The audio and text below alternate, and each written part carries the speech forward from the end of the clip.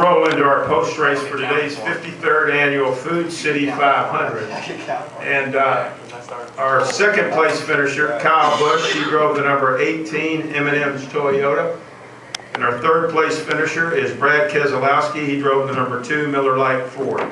Certainly both of these drivers know how to get around this racetrack. I'll start with you, Kyle. I had that speeding penalty early on and put you back, but you caught your way up front the rest of the afternoon. And had a solid afternoon. I know you didn't get the win is what you want to get, but talk about your run today. Yeah, it was a good run for us, you know, battling back from our pit road penalty, which we need to stop. If we didn't have so many of those, we'd probably be a lot better off. And being able to work on our car further up front, you know, there's a little bit of difference there when you run back in traffic. But all in all, we battled back.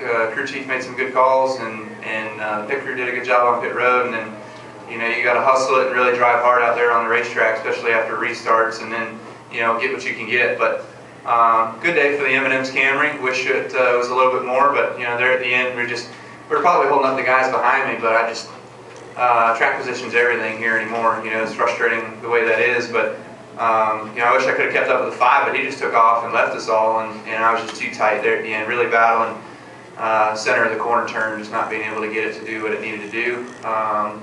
Kind of similar to what we fought in practice, so we got to work on that. Thank you, Kyle. And our race third place finisher in today's race is Brad Keselowski, and he is now currently our points leader as well. He has a 9-point lead over Dale Earnhardt Jr. Brad, talk about your run out there today. Certainly you were contending for the win as well.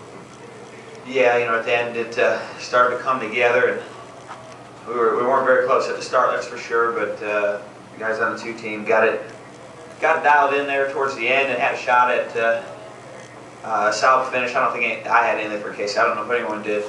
He was so good through the middle and really everywhere. He was kind of in the league of his own, but I'm damned if that was going to keep me from trying.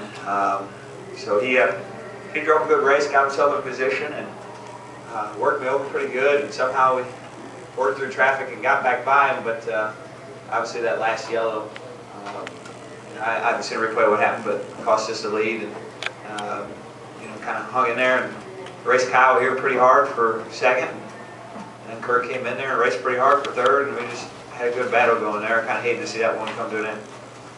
All right, we'll take questions now for Brad or Kyle. If you have one, raise your hand. Raise your hand if you have a question. We've got a question downstairs here. Al Pierce back right there has one. He's got the wireless mic. Kristen, right over your left shoulder. Oh, back that way. Thank you.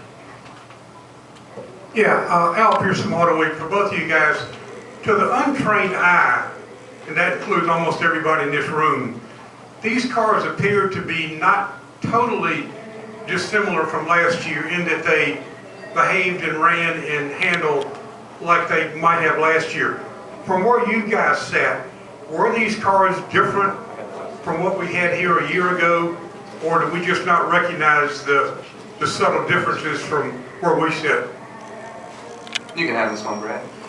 I wasn't listening. I was going to point out what you said. Are they different? I think was the question, or are they the same? Are they different? I mean, they look the same to us. They look the same to you guys. Well, I mean, they don't look the same to me. They look different to me. That other car was butt ugly. This one looks a little better to me. Obviously, there's some different things in them with rear end housings, a little different suspension stuff. So, I mean, the cars are definitely different. We wouldn't be setting new track records if they weren't. So, they're obviously driving a little different too because of that stuff.